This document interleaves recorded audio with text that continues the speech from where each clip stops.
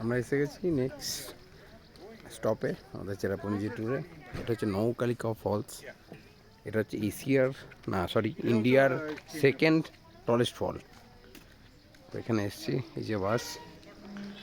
তো এখান থেকে ওয়াটারফলগুলো অনেক পাহাড়ের উঁচু থেকে পড়ে মেঘালয়।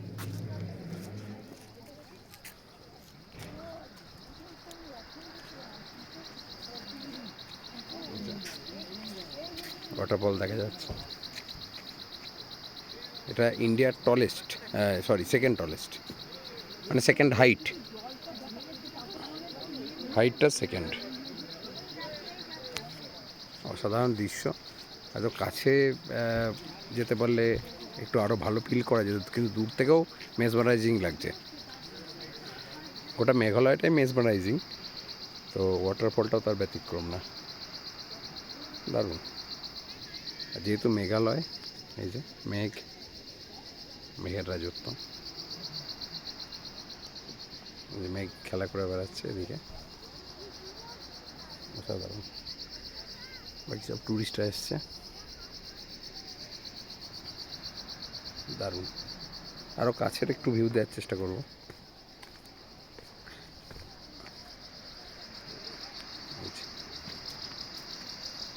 নিচে ব্লু কালারের একটা ইয়েও দেখা যাচ্ছে এই জায়গাটা।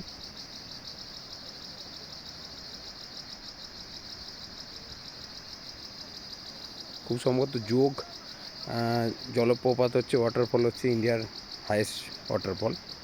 এইটা সেকেন্ড পজিশনে আছে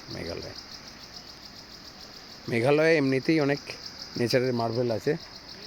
আমরা আগের ব্লগে দেখিয়েছি যে আমরা এশিয়ার ক্লিনেস্ট ভিলেজ দেখিয়েছি, এশিয়ার ক্লিনেস্ট রিভার দেখিয়েছি, ডাউকি।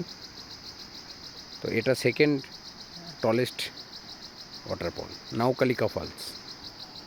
এখানে মেঘটা দেখা যাচ্ছে, মেঘালয় যে জন্য আসা। আজকে অতটা মেঘও নেই, কারণ একটু ফগি ওয়েদার থাকলে তখন মেঘটা ঘোরাফেরা করে, বা মেঘের পাহাড় যেমন কাঞ্চনজঙ্ঘা মুডের ওপর নির্ভর করে, এখানেও মেঘটা কিছুটা মুডের ওপর নির্ভর করে। মেঘ নিজের মুডে খেলা করে। আশা করি আপনাদের দারুণ লাগছে। দেখুন, আরও জুম করে দেখানো হচ্ছে। দূর থেকে হয়তো হাইটটা বোঝা যাচ্ছে না, কিন্তু নিচে থেকে যে ডাউনফল হচ্ছে, মানে এই যে একদম ধোঁয়া মতো সৃষ্টি হচ্ছে, এই জায়গাটা, এইটা কিন্তু তখনই হয় যখন ওয়াটারফল হাইট থেকে পড়ে।